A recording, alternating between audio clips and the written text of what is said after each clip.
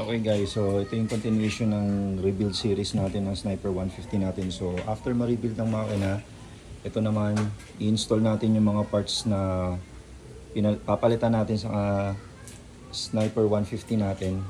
So based doon sa mga testing ko, test run ko after ma-rebuild ng makina, palitin na yung swing arm. Yung swing arm kasi nito, masyado na kinain na ng kalawang, so parang maganit na siya, maingay. Hindi ko lang, parang marupok na. So meron akong extra swing arm, nabili ko to dati pa, stock ko yan dito, reserva ko talaga. Pinarepaint ko sa Defy Customs Bulacan yan. So shoutout kay Defy Customs Bulacan, thank you sa pagrepaint. Tapos bumili na rin ako ng shock natin, Race Power. Ito yung may baso, so adjustable yan, rebound, compression, yung spring. Kasi yung nakalagay dito na ano natin, Motaro, mukhang lowered to, hindi to standard na 205mm kasi parang ang baba, tsaka malambot na masyado. Kaya hindi maganda yung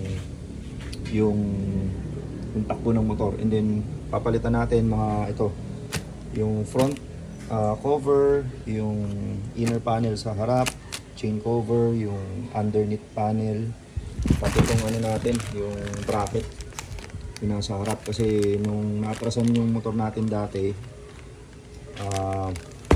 medyo baliko na yung ganito niya, kaya hindi mailapat yung front panel.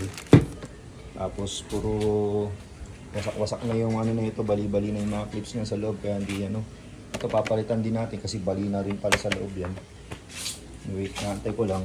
Tapos brake caliper sa harap, RCB na fluid tank sa likod, valve, and then mga brake hose, tapos mga accessories yan, cap, yung brake fluid cap dito sa harap kasi yan, may tama, so papalitan natin yan.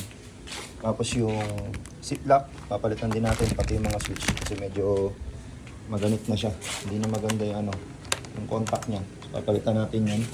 Side mirror, nagpalit na rin ako, so ito na, nakabit ko na siya. And then i-set natin to, kabit muna natin to. Alright.